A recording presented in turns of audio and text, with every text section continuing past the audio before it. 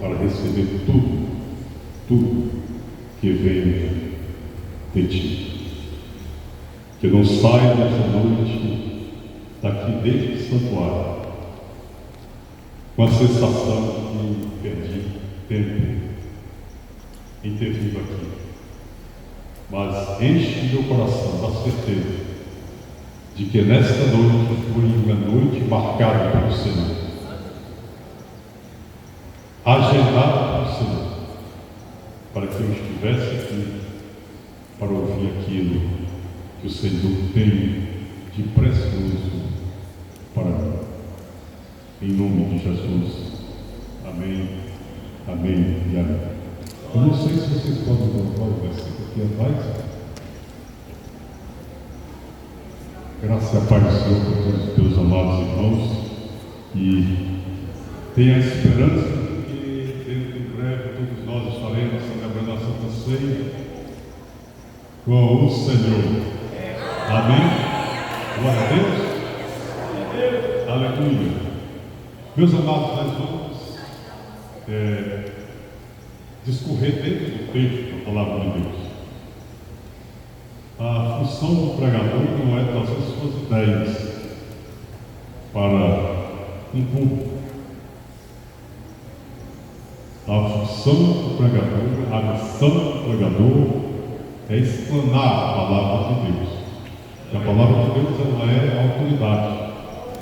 Então, quando nós estamos aqui a ministrar, nós estamos facilitando a compreensão da Palavra de Deus. Como todos nós temos o Espírito Santo de Deus, o Espírito nos conduz, nos orienta a trazer em determinados momentos palavras específicas para o coração daquele que necessita dessa palavra específica. É tanto que muitas das vezes a gente está participando e de repente chega e diz: puxa, Deus falou comigo naquela palavra. E quantas vezes você deve ter já lido essa palavra e naquele instante o Senhor quis revelar alguma coisa para você, iluminar a sua mente com aquilo que você estava necessitando. Quero dar aquelas coisas, pastor. Não dá? Fazendo um bom tempo que eu não vi. Que seja bem-vindo, meu irmão. Você é amado de todos nós. Porque você tem parte da história da Igreja do Evangelho Pleno e nesta igreja. Amém? Abraço nesse pastor. Está valendo aqui? Não. Então tá. Vai leve o nosso abraço para cá. Amém?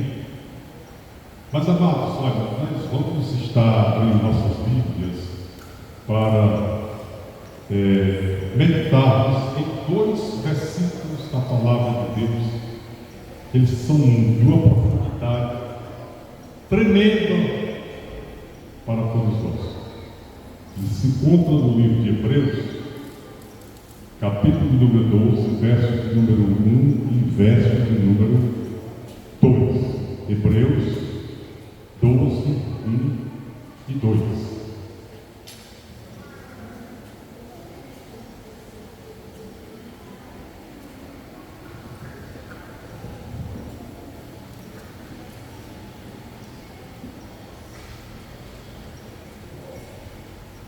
Mas antes da leitura, eu gostaria de fazer aqui uma contextualização destes dois versículos.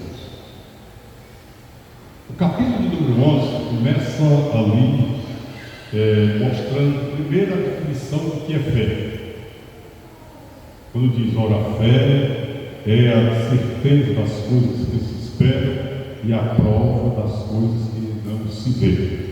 Aí então, a partir dessa definição de fé, ele começa então a expor todos aqueles que exercitaram aquilo que mais agrada ao Senhor, que é o exercitar da fé.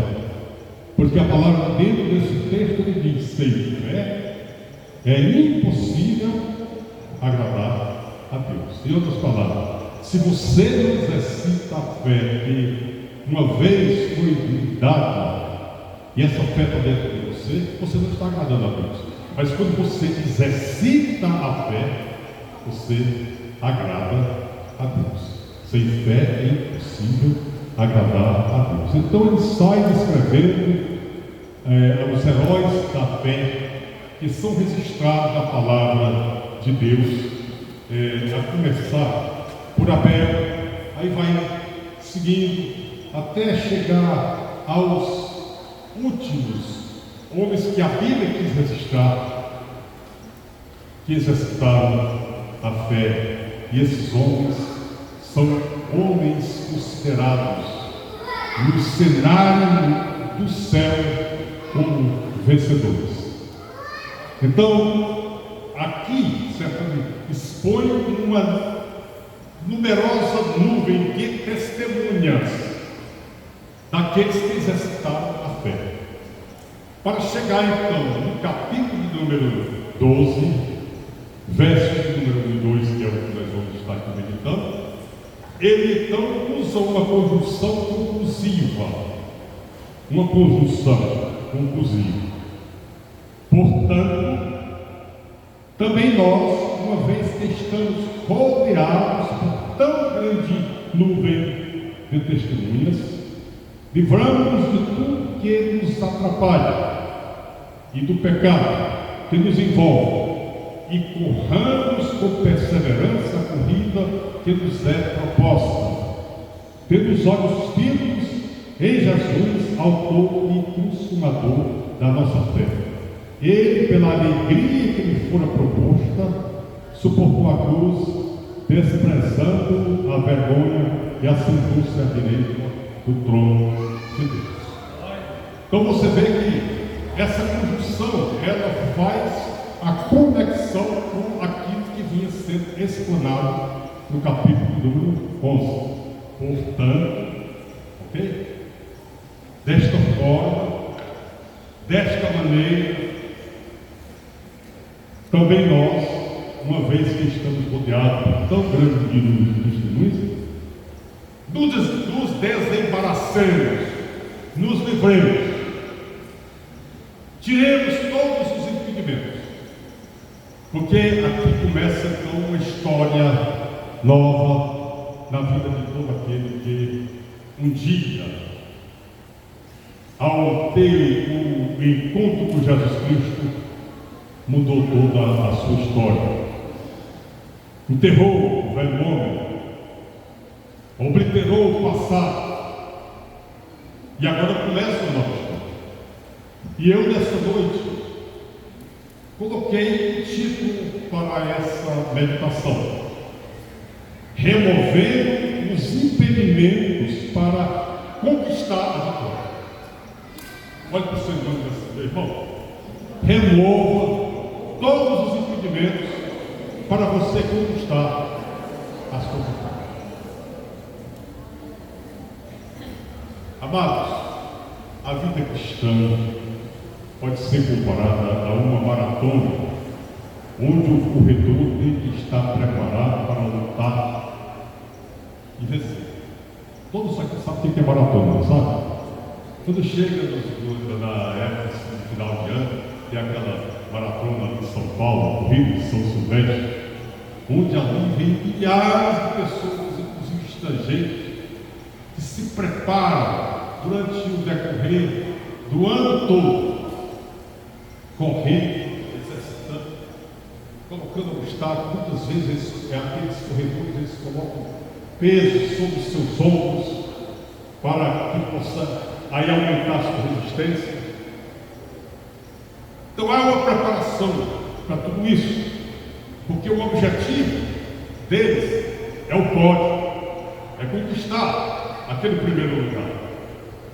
Na mente dele, na visão dele, no coração dele, tudo envolve a conquista. Interessante na vida cristã, tem algo surpreendente. A maratona é para todo aquele que inicia a vida cristã. Essa maratona espiritual é para todo aquele que iniciou a sua vida cristã. Quando é que ele iniciou a sua vida cristão, no momento em que você teve o privilégio, como eu tive, de receber Jesus Cristo como Senhor e Salvador da minha vida, ter a minha vida transformada, o velho homem morreu, eu estou registrado no livro da vida do Cordeiro como um atleta do Senhor, estou inscrito nesta maratona, eu consegui, em busca do pódio. Ou seja, meu amado, quem entra na corrida espiritual já entra competindo. Você é um competidor. E saiba uma coisa: está rodeado daqueles que querem te atrapalhar. Não sei se vocês se lembram que houve uma corrida de São Silvestre e o vencedor já estava próximo de chegar. Quando alguém saiu daqueles que estavam assistindo e atrapalhou a vitória daquele corredor, se agarrou com ele ali. Isso nós precisamos entender, que nós temos estes empecilhos ao lado deste corredor que é a nossa maratona, a nossa corrida, a nossa jornada. E esses inimigos, eles são muito afoitos e atentos, que é o diabo querendo tirar a sua visão da onde você deve chegar. Agora, para que nós possamos alcançar os objetivos, amados irmãos, nós precisamos tomar algumas medidas. Primeiro, vamos usar, como eu disse, nós vamos usar o versículo que eu gostaria que ficasse assim. Hebreus 12, 1 e o versículo número 2. Coloca primeiramente o versículo número 1. Nós vamos trabalhar aqui nesse versículo. Portanto, nós também, pois que estamos rodeados de uma tão grande nuvem de testemunhas. Que nuvem de testemunhas são essas? Os que nos deram a testemunha de suas vitórias, no capítulo 11. Nós estamos rodeados, são exemplos. Esses exemplos é para nós, para não nos desanimar, mas pelo contrário, nos reanimar, nos dar combustível, nos dar força, nos dar otimismo de que nós haveremos de vencer, porque eles venceram. Para que nós não desistamos. Ninguém aqui tem o direito de desistir. Olha para o seu irmão e para o seu irmão. Você não tem direito de desistir na jornada da sua fé. Amém? Então a palavra diz assim, vamos ver lá. Portanto, nós também, pois que estamos rodeados por uma tão grande número de testemunhas, deixemos todo o embaraço. A primeira coisa que você tem que fazer é tirar o embaraço ou os embaraços. Talvez nesta noite eu esteja a pregar aqui para alguém que está embaraçado ou muito embaraçado. Algo que está te atrapalhando, algo que está consumindo os teus pensamentos, as tuas atitudes, o teu comportamento. Talvez eu esteja a pregar nessa noite para você. Eu não sei, porque quem me deu a mensagem foi o Espírito Santo. Então a palavra se desembaraçar é como eu acabei de dizer aqui, que o corredor, quando ele está se preparando, ele coloca muitas vezes peso nos seus ombros. Os atletas do futebol, eles usam aquelas coisas para poder fazer isso, que é pesado, tipo uma esteira de nylon que vai lá, como se fosse assim, vai lá e puxa, tanto uma perna como o outro com os braços. Mas lá no campo ele não vai precisar disso. Então, no momento da corrida, o que a palavra está dizendo aqui? Se desembaraça, Tire todo o seu impedimento de cima de você. Tire tudo aquilo que era a indumentária velha. Todos nós um dia tivemos a indumentária velha. E muitos de nós teimamos em querer nos revestir novamente da indumentária velha. O apóstolo Paulo, ele explica isso muito direitinho na carta que ele escreveu aos Efésios, onde ele diz que o dia nós éramos trevas, o dia nós éramos mortos, o dia nós estávamos aflitos, cheios de tantos pesos dentro de nós, mas quando nós tivemos um encontro com Jesus Cristo, que começou ali do ponto zero a nossa maratona, teve que tirar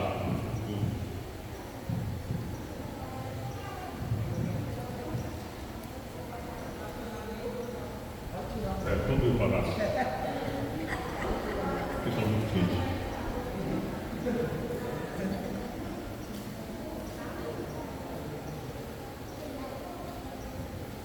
Meus amados, esses embaraços, esta sensação de peso na sua vida,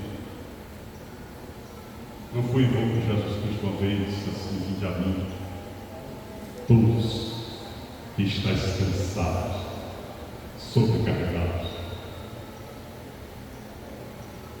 pega o teu jugo e lança sobre mim, e pega o meu jugo e lança sobre ti.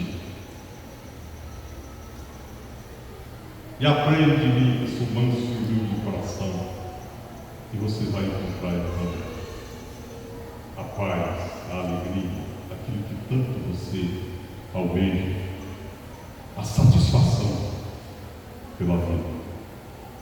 Então, amado, tira os fardos e de cima de ti. Tira também as preocupações. Muitas vezes nós nos deixamos ficar sem poder nos movimentar por causa das preocupações.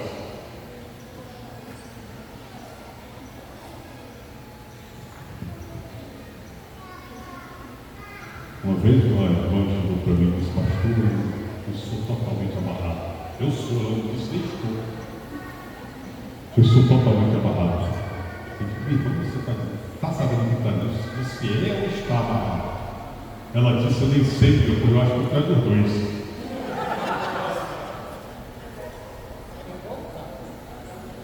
Por quê? Porque eu estou atolado aí de vingança. E como foi isso? Eu comecei a gastar mais do que eu tinha.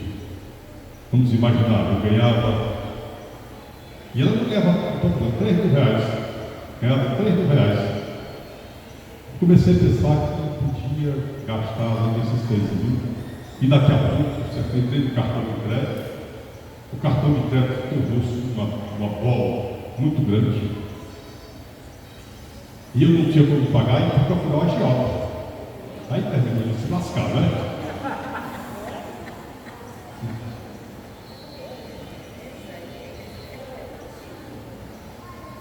Eu só fiz uma pergunta para ela. E quando alguém chega para contar assim, problemas da área financeira, eu perguntei para ela uma coisa. Eu faço a primeira pergunta para a gente dar em continuidade à nossa conversa. Você é dizimista? Ela disse: pastor, faz muito tempo que eu não sou dizimista. Aí está o segredo. Você é infiel a Deus e está debaixo da maldição. E a maldição atrai outra maldição. E se você não se livrar disso aí, vai continuar dessa mesma forma.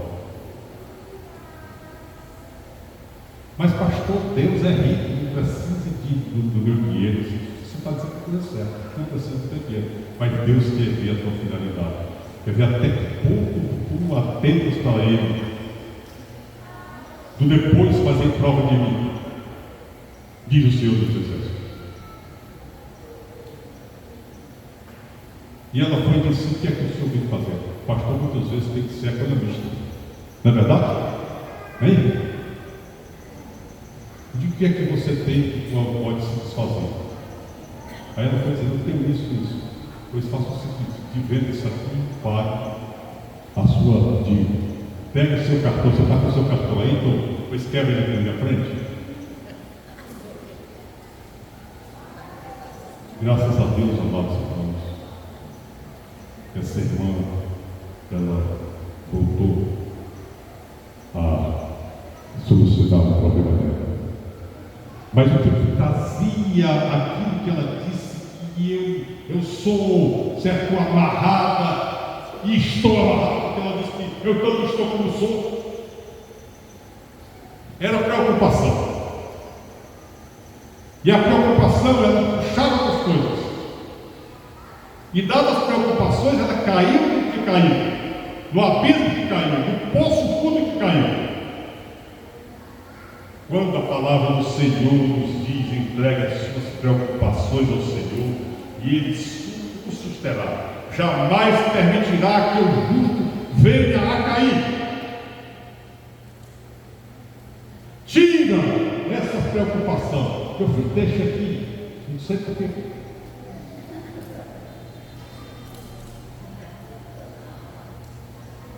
Deixemos todo o embaraço. Primeiro fato. Segunda preocupação. E terceiro, as necessidades dessa vida. Esse é que eu estou cheio de necessidades. O que é que eu vou fazer? Meu amado, você tem bem o Rei, o Senhor dos Senhores, o Pai que não te sonega bem algum se tu anda em retidão. O Salmo número 84 diz: o Senhor não sonega bem algum aqueles que andam em retidão.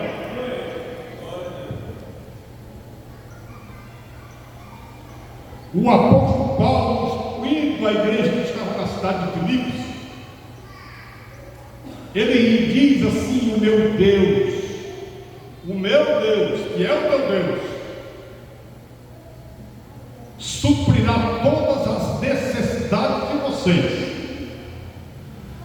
de acordo com as suas gloriosas riquezas em Cristo Jesus. E eu vou relembrar aqui, todos nós, meus amados irmãos, nós somos abençoados com toda sorte de bênçãos espirituais nas regiões celestiais de Cristo Jesus. Então a primeira coisa que você tem que fazer dentro desta corrida é deixar os embaraços, fazer com que as preocupações, os fardos, as preocupações e as necessidades dessa vida não façam parte da sua história. Ontem à noite lá na sede, nós estávamos lá e o irmão Assis estava lendo o Salmo 3 e 4 a respeito daquele que chega em casa à noite para dormir e não consegue dormir. A minha dívida, eu sei que o problema é o problema é que não consigo dormir, eu estou com pânico, eu estou com ansiedade. A irmã Assis, o que é a palavra diz? Entendeu? Vai ficar de pé, Gabriel. Em paz me deito e logo pego no sono, porque só o Senhor me faz repousar. Isso é maravilhoso. Porque eu vou dizer uma coisa para vocês, eu sou protótipo, mas já aprendi isso com o Senhor. A pastora Célia sabe que quando eu me deito, eu durmo logo. Não é verdade? Não, não me preocupo. Entendeu? Porque eu faço tudo para o Senhor. Quando dá 3 horas da manhã, ele me acorda e eu converso com ele: não, papai, é tão bom esse momento que o Senhor me acorda para conversar com ele. Nesse momento, nossos irmãos, eu não aceito os embaraços sobre os meus ombros.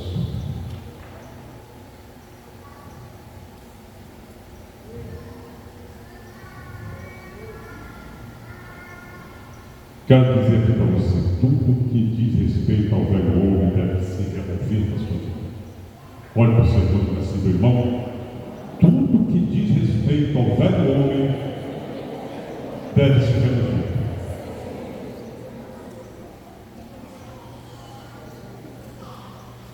São as futilidades, as vaidades da vida, da mente, o entendimento obscurecido, a ignorância, a dureza do coração, a perda da sensibilidade, da impureza.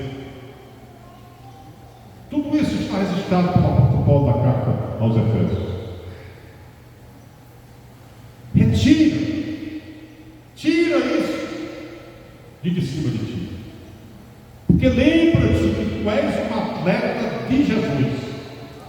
Tu estás no maratona, tu estás na corrida. E nessa corrida você tem vencer ou vencer. Você é um vencedor. Você é um mais do que vencedor. E aqui eu faço uma pergunta para ele. Não precisa dizer, você vai agora. Feche seus olhos. A pergunta é essa: quais são os meus embaraços? Pergunte a você. E converse com o Espírito Santo. Quais são os meus embaraços? Se for um, diga é esse. Se for dois, diga dois. Se for 3, 4, 5, se for 1000, diga a ele. E peça nesse instante ao teu ajudador, ao teu paráclito, ao teu amigo, ao teu intercessor, ao teu orientador, ao teu facilitador, que é o Espírito Santo, e diga: Espírito de Deus, arranca esses embaraços, esses impedimentos de dentro de mim, e substitui por uma esperança pela fé, aquela mesma fé que os antepassados tiveram, que eles servem nesse momento de cristianismo.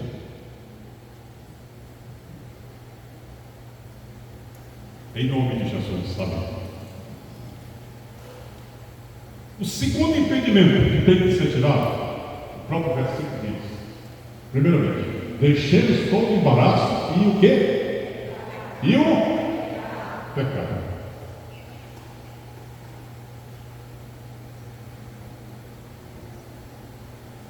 Há muitos tipos de pecado. Não é verdade? Há muitos tipos de pecado. A desonestidade, a mentira, o engano,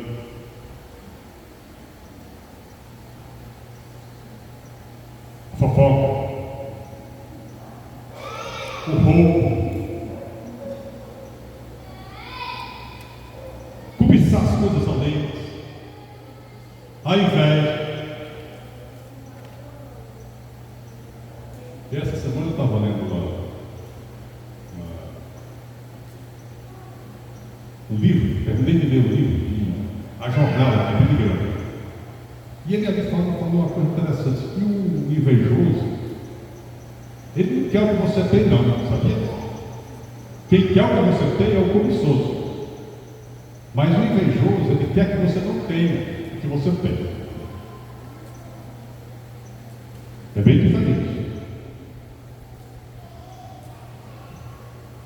Então, se o Irã tem essa beleza dele assim toda, eu que sou invejoso não quero ter essa beleza.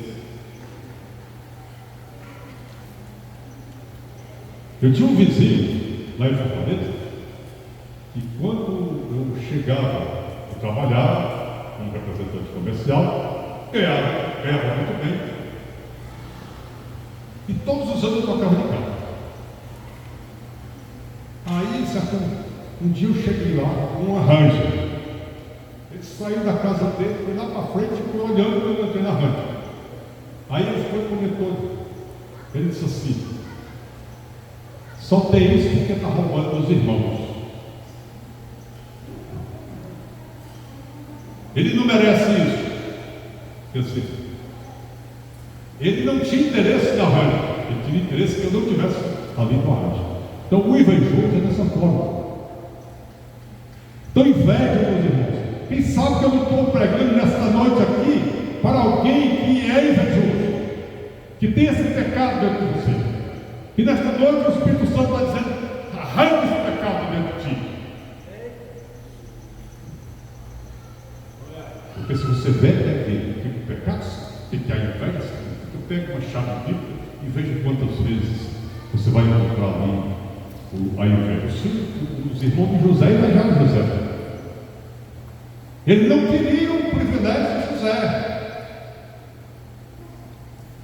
O que eles queriam é que José não tivesse aqui.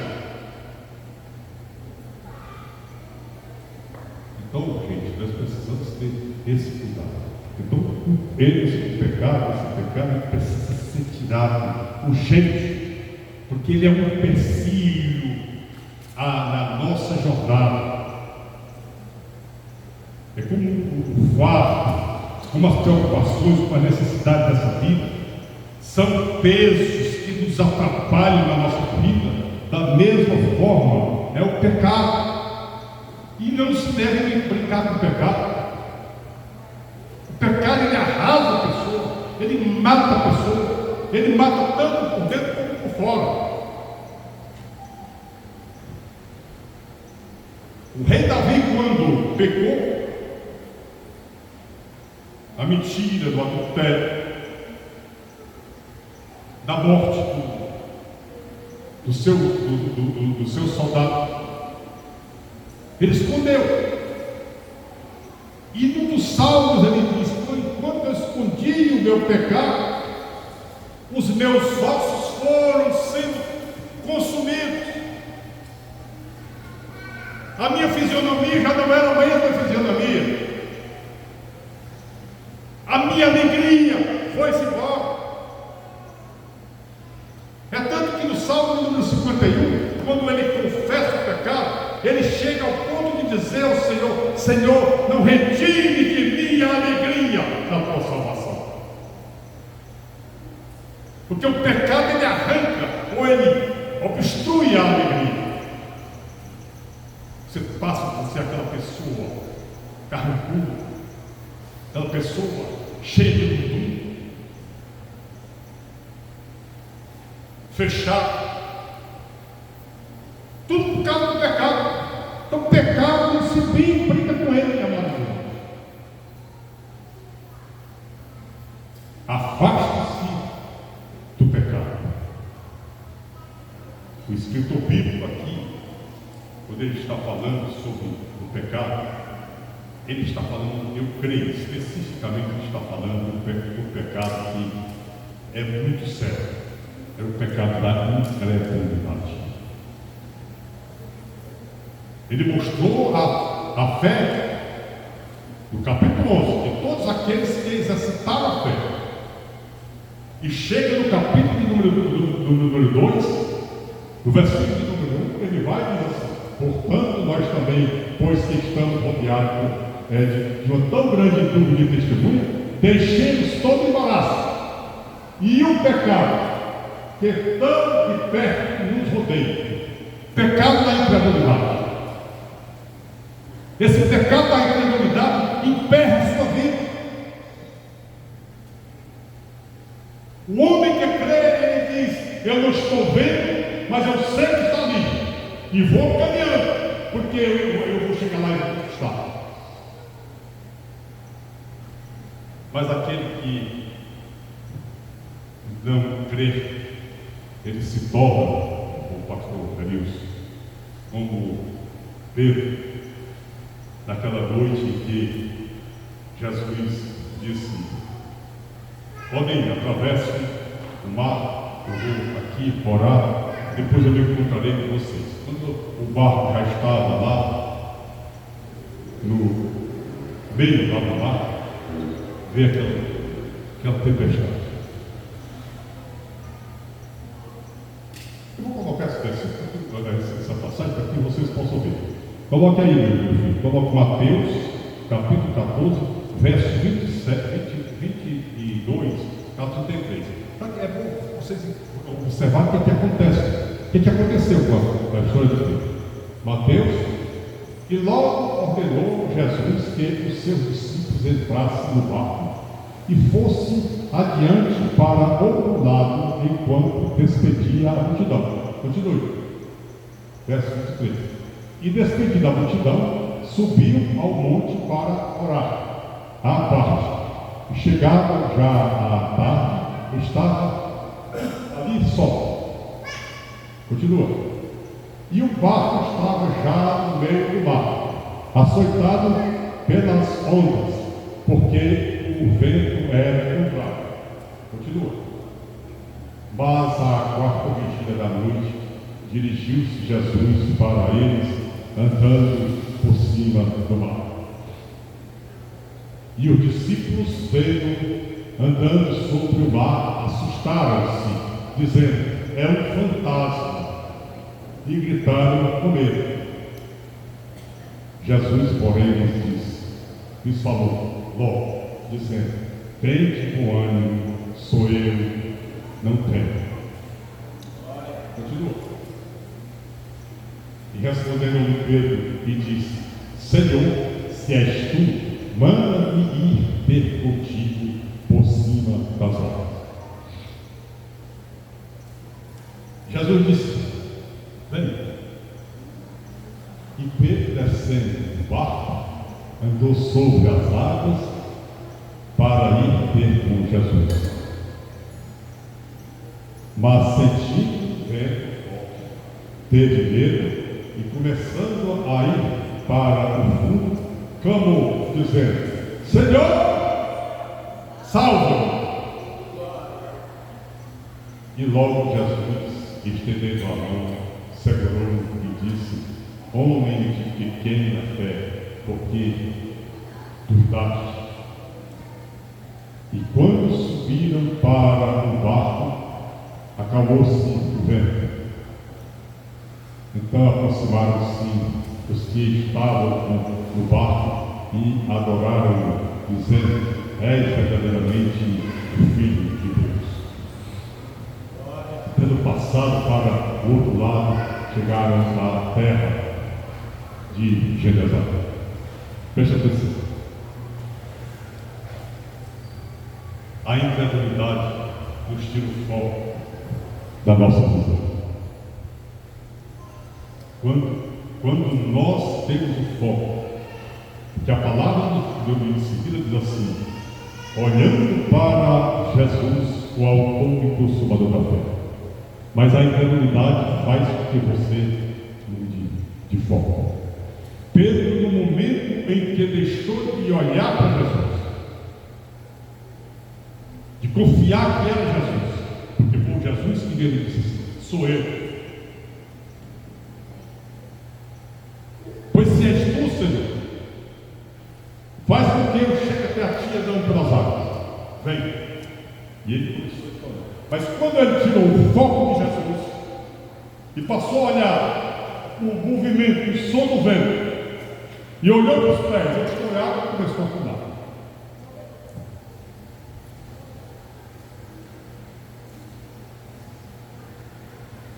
Meu amado, deixa eu dizer uma coisa: nunca tire o foco do seu mestre, de Jesus. Olha para o seu irmão assim, meu irmão. Não tire o foco de Jesus. Olhe sempre para ele.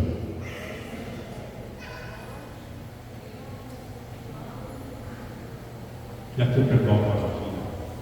Você vai baixar sua cabeça e vai fazer a mesma pergunta que nós fizemos já anteriormente.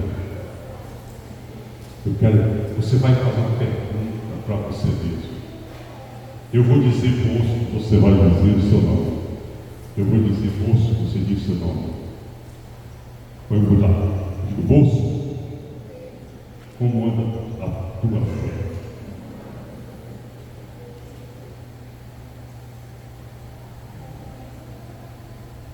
Agora aproveite esse momento e peça ao Espírito Santo.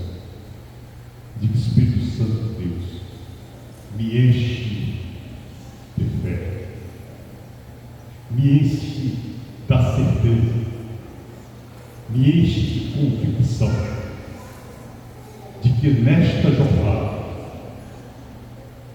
nesta maratona, eu não estou só. Me faz, ó Espírito Santo, olhar sempre para aquele que é o autor e consumador da minha fé, que é Cristo Jesus, o Senhor, em nome de Jesus. Terceiro ponto que nós podemos tirar aqui, amados irmãos, coloca lá, o versículo de número, capítulo 12, versos 1 e 2. Olhando para quem? Para quem? Jesus, autor e consumador da fé, o qual, pelo gozo que lhe estava proposto, suportou a cruz, desprezando a afronta, e assentou-se à destra do trono de Deus. Deixa eu dizer uma coisa a você. O diabo fez de tudo para que Jesus Cristo não alcançasse o que ele alcançou, de estar à destra de Deus. Ele tentou a Jesus Cristo no deserto, pondo dúvida sobre a pessoa de Jesus Cristo, sobre se ele realmente era o Filho de Deus. Mas também ele colocou dúvida quando Jesus estava no jardim do Getsemane, quando ele estava orando. Jesus sabia dos sofrimentos que haveria de passar. O diabo estava ali presente, colocando ali a dúvida no coração de Jesus Cristo, nos ouvidos de Jesus Cristo. Tu vais fazer isso, tu entende que tu vais sofrer, tu entende que tu vai padecer, tu sabe o que significa morte e morte de cruz.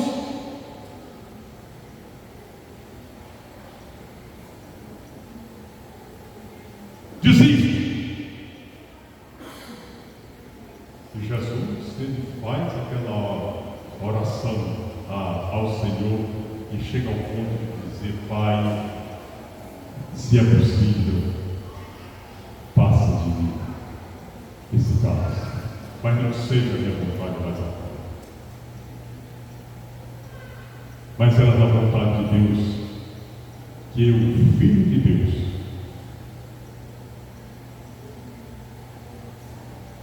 o homem de Deus, que se fez carne e habitou entre nós, fosse até a última instância, aquela cruz.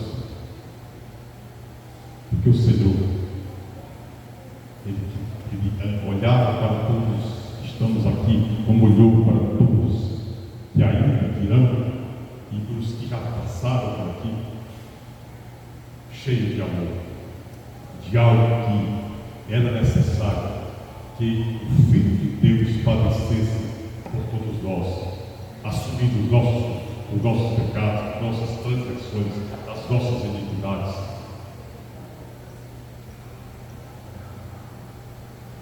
Para que nós pudéssemos ter a salvação eterna. Amados, foi por olhar para Jesus Cristo que nós recebemos a salvação. Você não recebeu a salvação olhando para uma imagem de escultura, não ia olhando para os montes, como ontem nós ministramos lá na sede. Eleva os meus olhos para os montes, e onde me virá o socorro? O meu socorro vem do Senhor que fez os céus e a terra. Não é para olhar para os montes. Sacrifício que se fazia ali, de idolatria, de adoração a outros deuses. O povo judeu, mas o salmista diz: meu socorro vem do Senhor que fez os céus e a terra. Ou seja, eu não tiro a minha visão, eu não tiro o foco da minha visão. É o Senhor que fez os céus e a terra.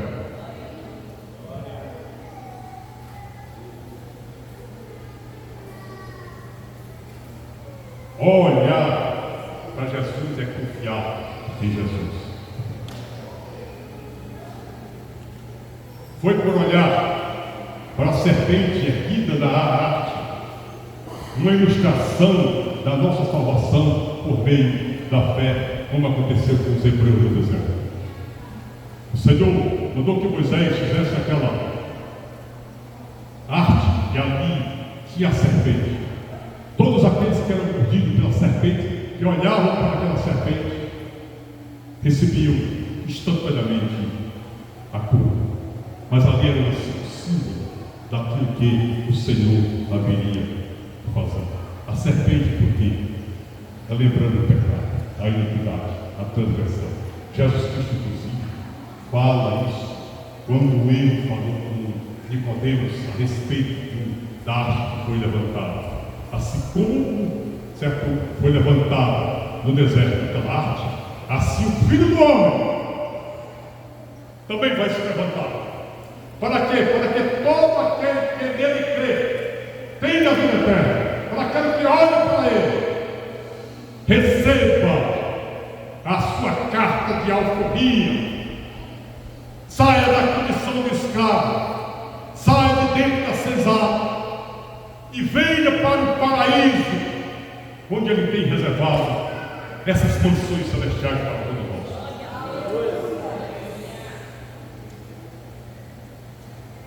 Amados, essa expressão, olhando firmemente para Jesus, autor e consumador da nossa fé, descreve não apenas um ato isolado, mas uma atitude de fé. Encerrando, eu quero fazer uma pergunta a você. Como é que está o atleta? Agora baixa a sua cabeça, coloca a mão no seu coração e se sinta esse atleta e faça a pergunta para você mesmo. E diga, como é que vai, atleta? Como é que você está, atleta? Há algum embaraço? Há algum pecado?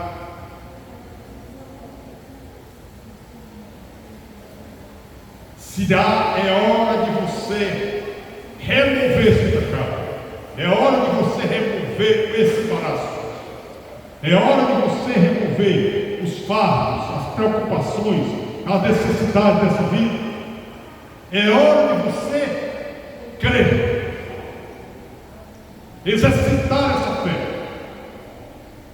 e dizer: Senhor, eu creio em Ti. Eu saio nesta noite aqui, mas confiado de que não estou só nesta jornada. O meu treinador é o Senhor.